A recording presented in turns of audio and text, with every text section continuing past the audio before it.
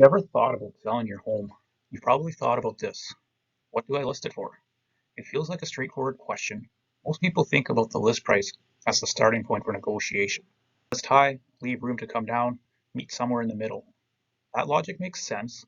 It's how a lot of sellers approach it. What's harder to see is what the price is doing before any of that. Before a buyer calls, before a showing gets booked, before anyone makes an offer.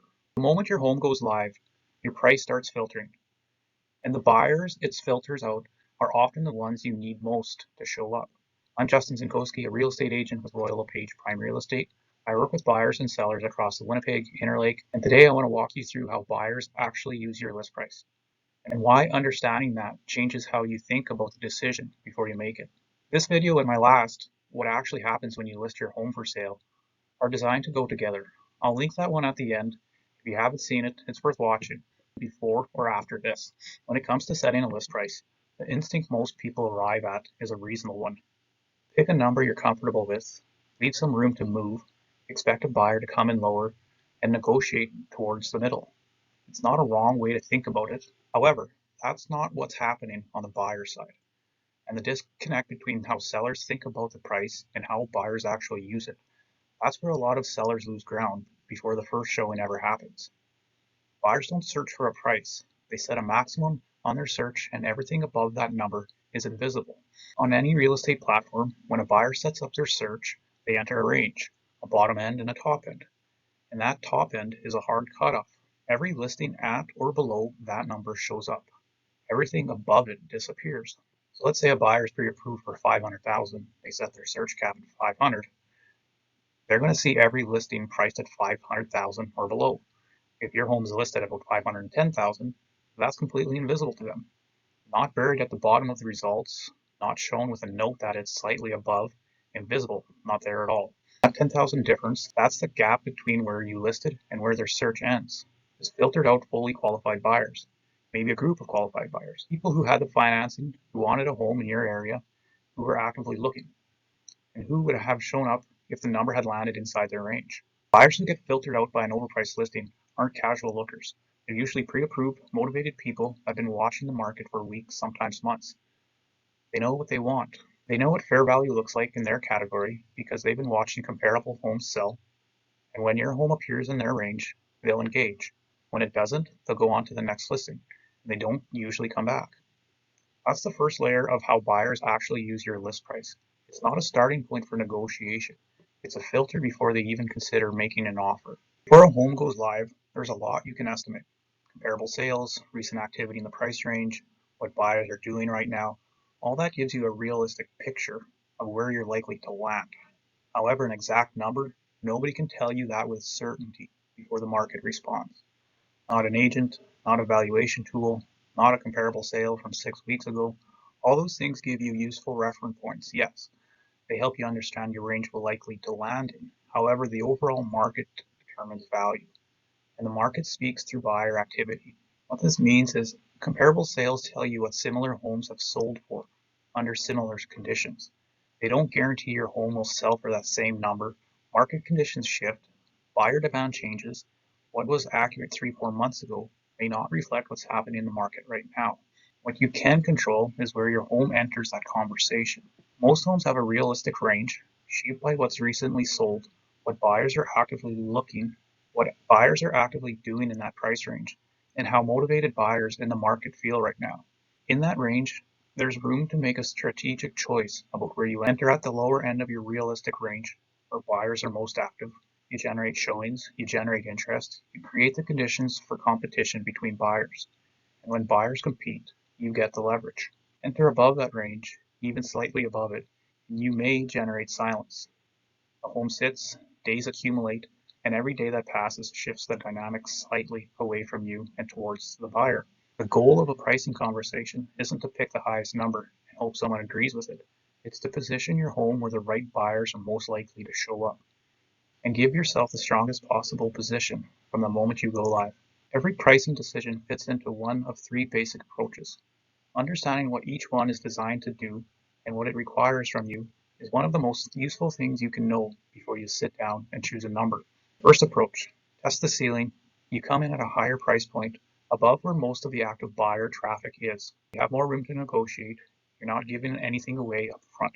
However, what you're doing is betting on the right buyer showing up at the right time, without the pressure of competition to create urgency on their side. This approach can work. It tends to work best when the home is unique, when there aren't many direct comparables, or when the seller has real flexibility on timing and isn't under any pressure to move. In those conditions, waiting for a specific price at a specific number is a reasonable strategy. However, it comes with real risk if there are other options in the market for buyers to compare against, or if the pool of buyers in that price range is thin. The window can pass before the right buyer appears. And once you've been on the market for a few weeks without activity, the price adjustment you make carries a different weight if you priced there from the start. The second approach enters where the market is most active right now. You're pricing your home inside the range where buyers in your category are already looking. The range where search traffic is the highest, where pre-approved buyers are showing up, where competition between buyers is most likely to happen.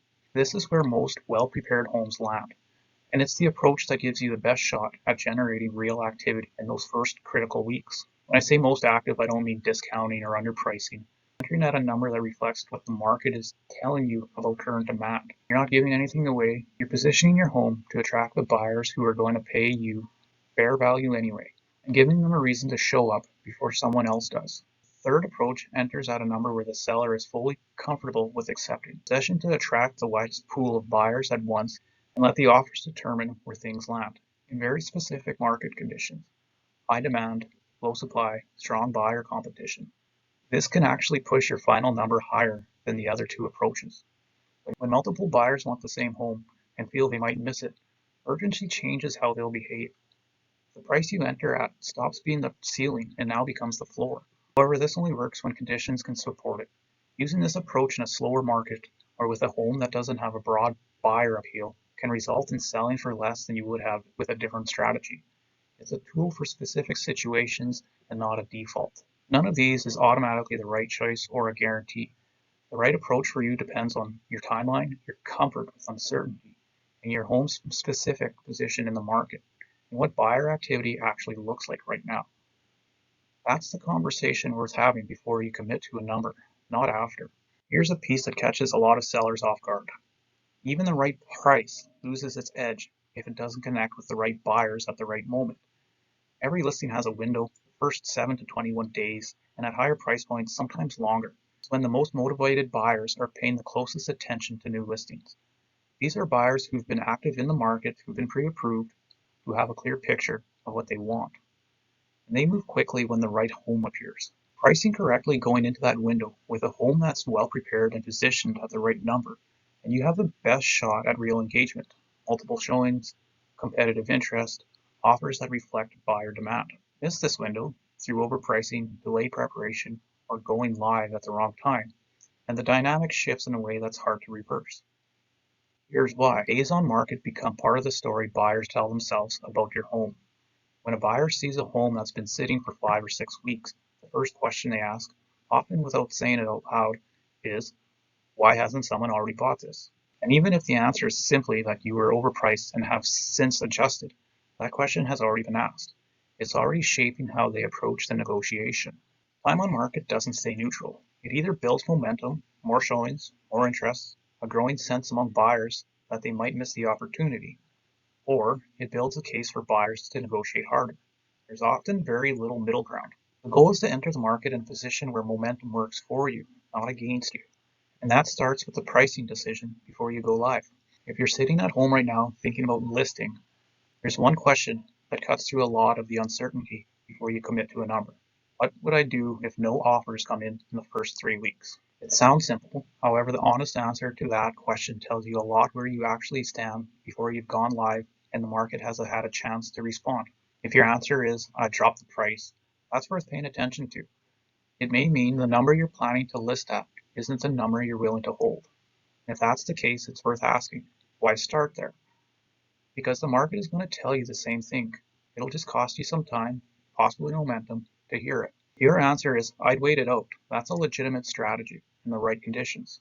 However, the follow-up question is whether your home is positioned to attract the right buyer at that price, and whether the right buyer is likely to appear within a reasonable window.